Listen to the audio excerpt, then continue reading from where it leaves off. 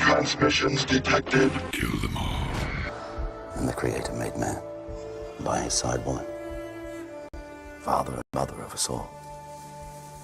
He gave them a choice. Follow the temptation of darkness, or hold on to the blessing of light.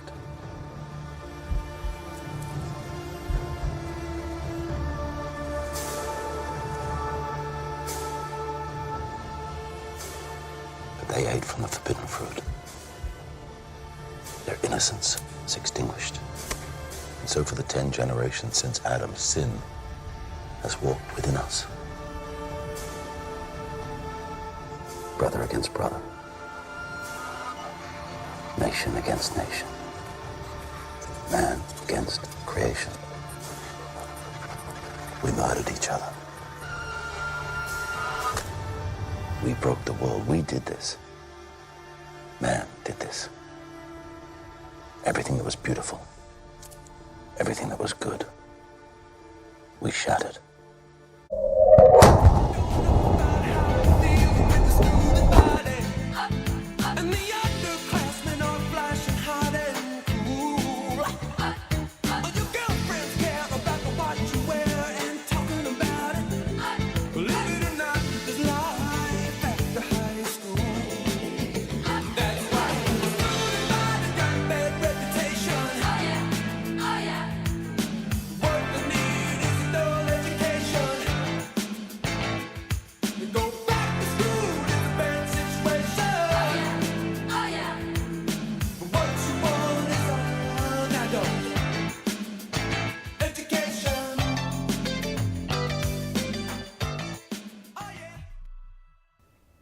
Hello, my friends. There are strange things that ancient people feared, but modern man were taught to laugh at. Like the existence of the Watchers from heaven, the giant offspring of theirs, and the hybrids that they created. The stories about them were rewritten over and over again, so that in our time, they've become sanitized, watered down, turned into fairy tales. Ancient Hebrew texts describe them in detail. They were not gods, although we were made to treat them as if they were. They were not human either, although whenever they wanted to, they could appear as men. They were in the very essence of what you would consider to be aliens to us. In the beginning, these heavenly beings were assigned certain tasks that they were to perform on the earth. The main one being that they were to observe, and well, it's why we call them the Watchers, of course. But they were not to interfere with nature itself. Now, for a while, they were all focused on one another. They only observed us from a distance. They carried on constantly fighting amongst themselves, and there are records of them even having aerial battles above major cities. And I guess until they got bored, their job to simply observe led to an unhealthy fascination with us, and that turned into desire. We're told that they didn't get married, they couldn't have sex, nor did they have any children where they came from. If that be the case, imagine the emotions that were running through their minds for the first time ever. Here on this earth in this form, well, they could do what men could do. And they found our women beautiful, and well, that was too much for them to handle. But that's kind of where things went south. It's funny how women get blamed for everything, isn't it? Oh, goodness. According to most legends written about them, Christian, pagan, no matter, in the large cities it was not uncommon to run into them. It was like seeing a movie star. And these superheroes, these men of old, which included the hybrids that their parents created too, they were not fantasy, according to the eyewitnesses. They were real and part of the physical world. People loved them, they worshiped them, they threw celebrations in their honor, and, well, they held sporting events whenever they came around. Seems kind of odd to lie about that, doesn't it? Now, there's too many to list, but really quick. One very simple proof we have that often gets overlooked is what they possibly may have built during their time. You see, I believe it's what the artist Piranesi engraved in the 1700s before the demolition crews arrived. And I don't think it was the 1700s either, but he documented the ruins of Rome and other places. He engraved odd scenes that show megalithic ruins and a post-apocalyptic world. Now, looking at these pictures, obviously part of the story is missing from the official record, But we know Piranesi wasn't mistaken either, because they say, well, he didn't know what he was doing. He just did that as an artistic way to express Rome, right? Well, no. The ruins and buildings that are left in Rome today, from the original engravings, they look the same. If you go through them, you'll find that even the cracks of the stone, right, the placement of the stone, the markings on them, everything is exact. Just throwing that out there. Every ancient civilization documents these giants and heavenly beings, and they say they built the megalithic structures and temples all over the world. Okay. And they also all agree that humans were right there by their side. We have proof of this claim of us being right there with them and who all was here in places like Egypt. It's been kind of preserved.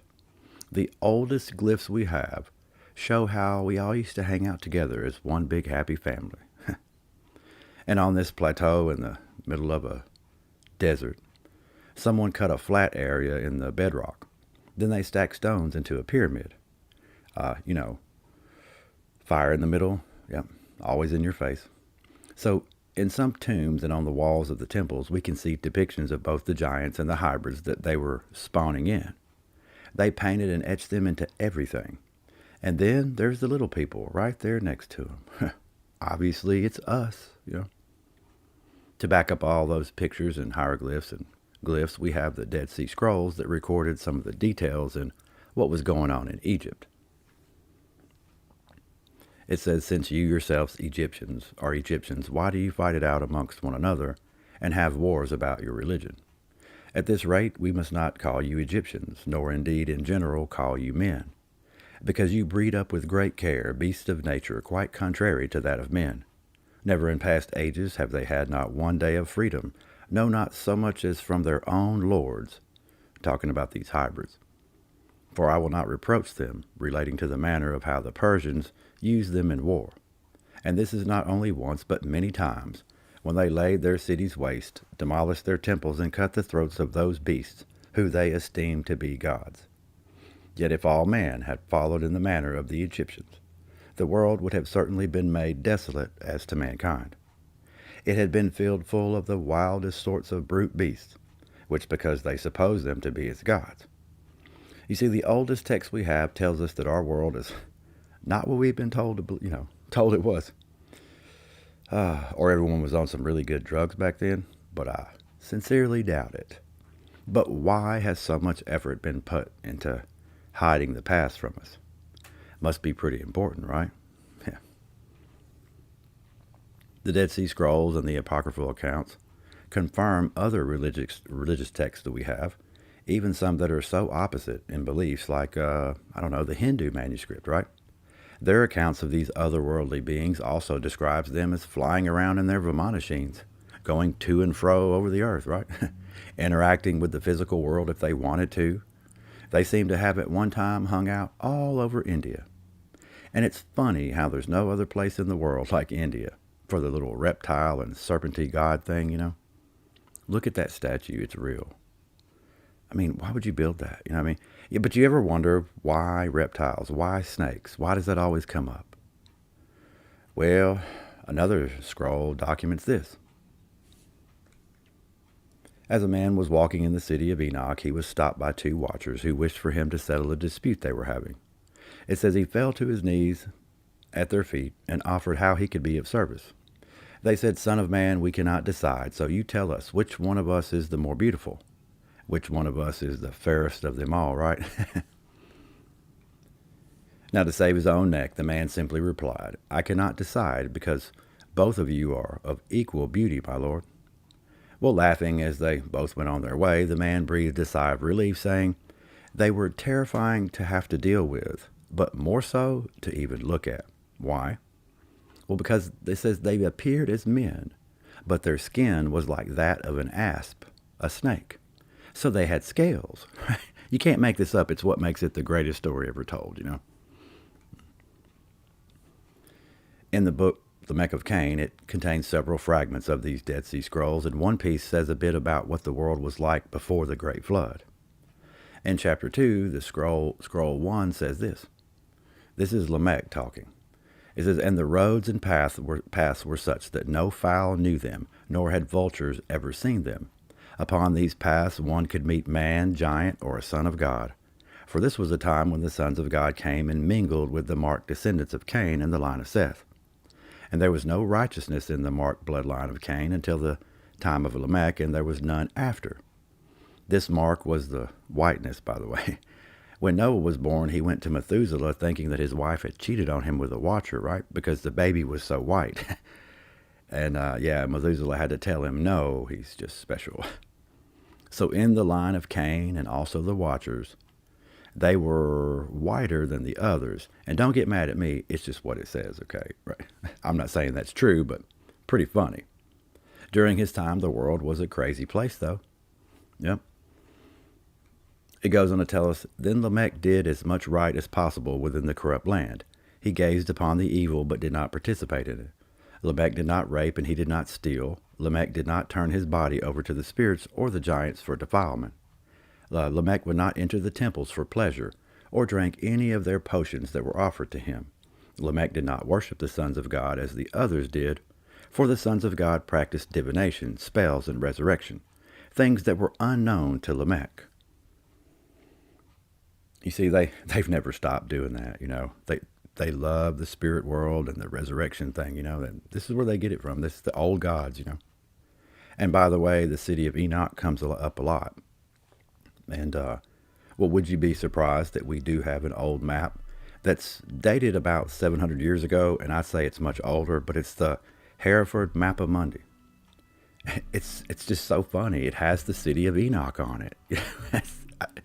Nothing to see here, you know. In the north there's dogmen, hybrids, and everything. People were just crazy, I guess, you know. So in chapter 3, it says, Uvall the giant, right? Basically, he was different from the others. He was kind, and he wasn't, you know, wicked like they were. And he didn't eat people. So he and Lamech became the best of friends. So it says, and Uvall took Lamech to the edge of the sea, where he showed him the creature Leviathan. Now, that wasn't its name. It was the kind of beastie it was, a Leviathan, right? It says a Leviathan was broad on both sides and great, and Uvall and Lamech the giant were small in his midst. They looked up to Leviathan. Great flows of water arose with him like a storm. Leviathan was as large as a mountain, and this one was so big it had trees and grass growing on its back. And Lamech and Uvall the giant stood in awe of him and his female. For the movement of Leviathan was a big disturbance, and all who were about knew of his coming. The Leviathan was a large sea creature that was also seen on land. These dinosaurs, dragons, whatever they were, he says, could move through all things unscathed, because their skin could not be harmed or pierced by any weapons of any kind. They ate the flesh and inner parts torn from the bones of the dead beasts of the earth. And they protected Lamech, too. He could command them to kill anyone just by clapping his hands. Mm-hmm. So it tells us also that Uvall and Lamech have litters of these dragons, like they made them a place to mate and give birth, and brought them food and water so they would stay there. It says they bore offspring that had horns and spikes that were sharp to the touch.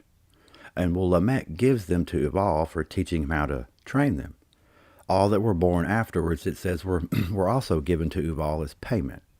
And it says they trained these two so well that both male and female Leviathans would follow Lamech around as a walking beast. That's crazy, right? And you also have to remember, too, Lamech was a giant compared to us, because he's before the flood.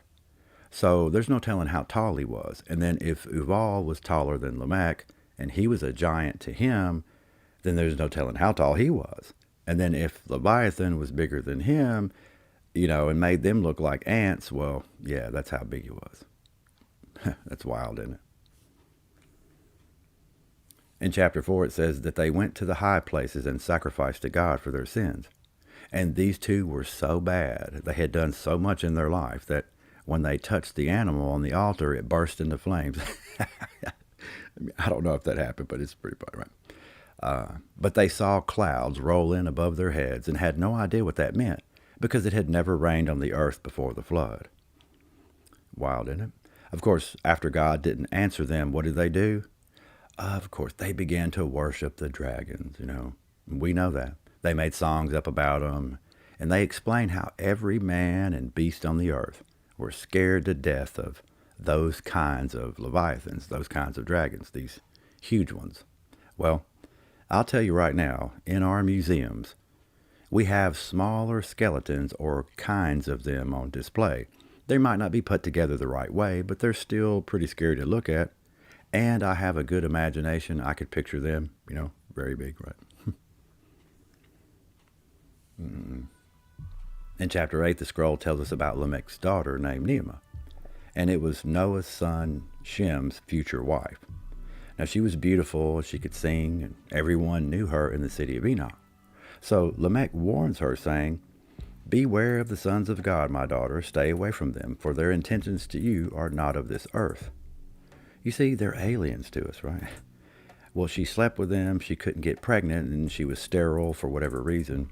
And I think the movie Noah shows that, where Methuselah touches her and, heals her. And then when she has those twins, babies, it shows Noah's going to kill them and all that, which I don't buy the movie, right? I don't know if it's kind of really directly taking anything from the text. I'm not sure, but that's what happened, though. But she drank their ambrosia, too, okay?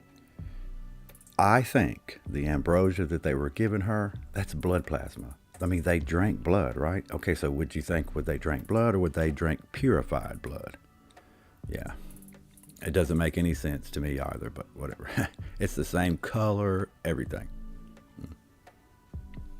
So she was basically always with the Watchers, and Lamech says this. "And one day Naamah was in the open square, drunk with the blood of the sons of God, for they served it to her in ornate chalices." I'm telling you, blood plasma, ambrosia. Lamech saw her and wondered in great admiration, for giants and men and the sons of God all mingled with Naamah. They partied together, all in the city of Enoch.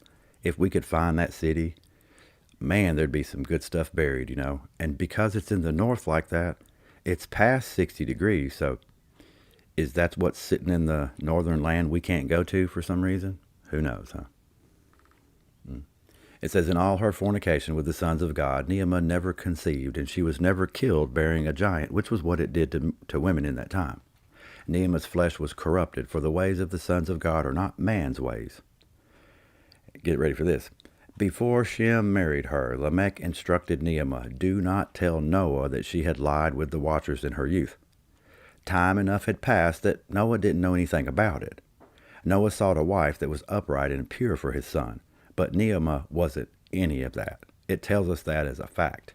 It says no such woman was left on the earth, nor man, because Lamech says, even Noah was not pure, nor was he upright, for all was corrupted.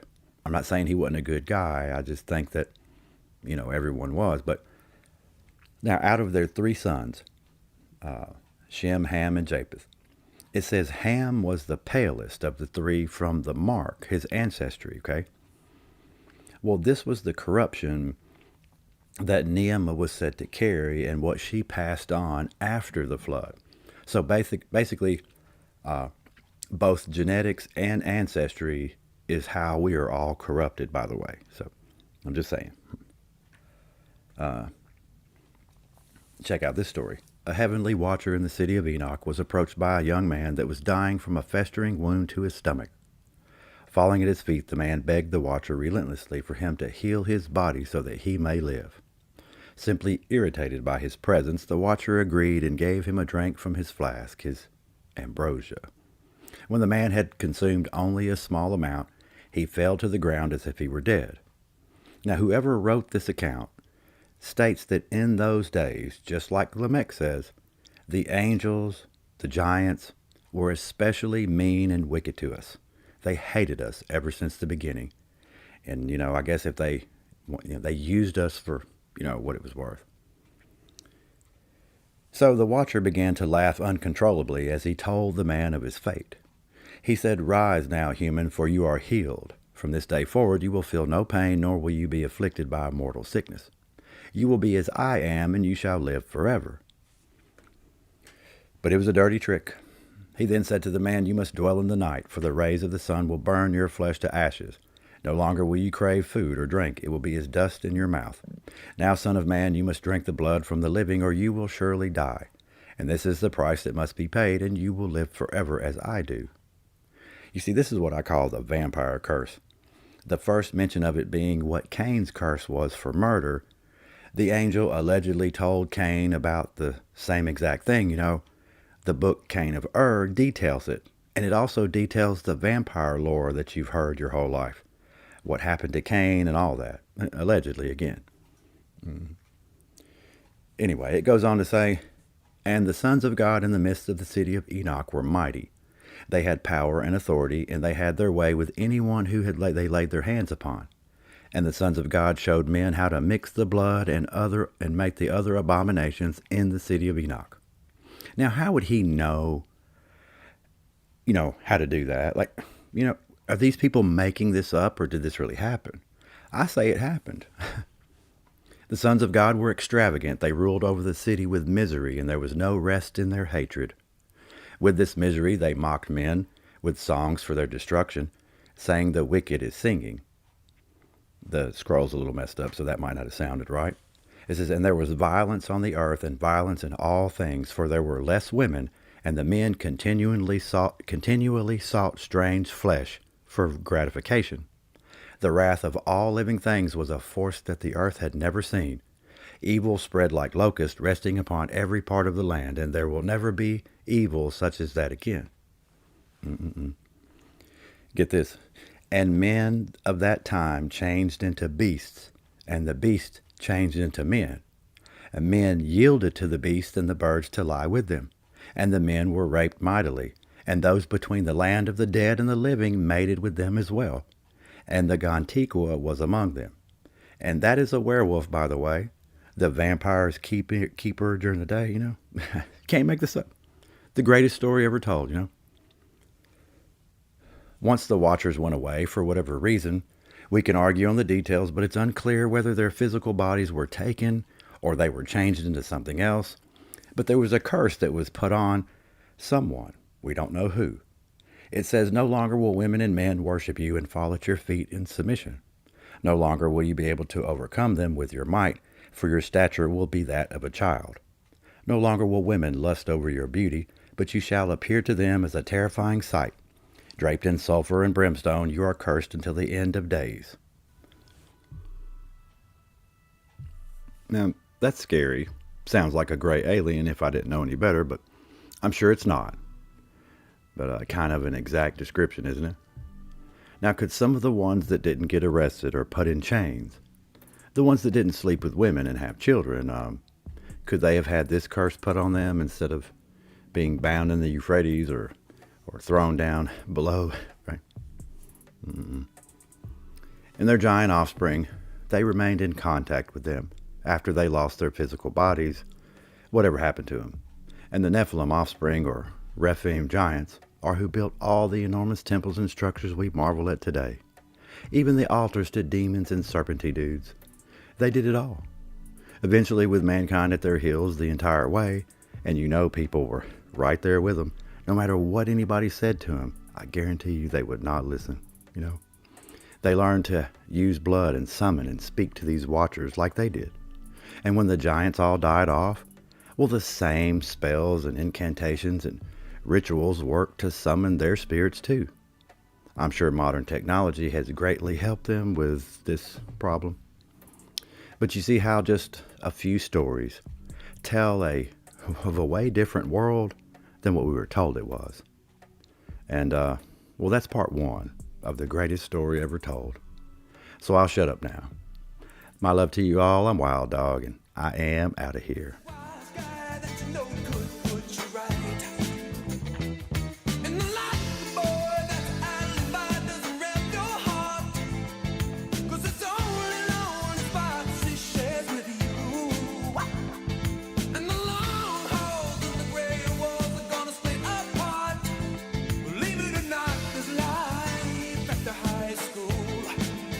And that's why the student life has got a bad reputation. Oh yeah, oh yeah.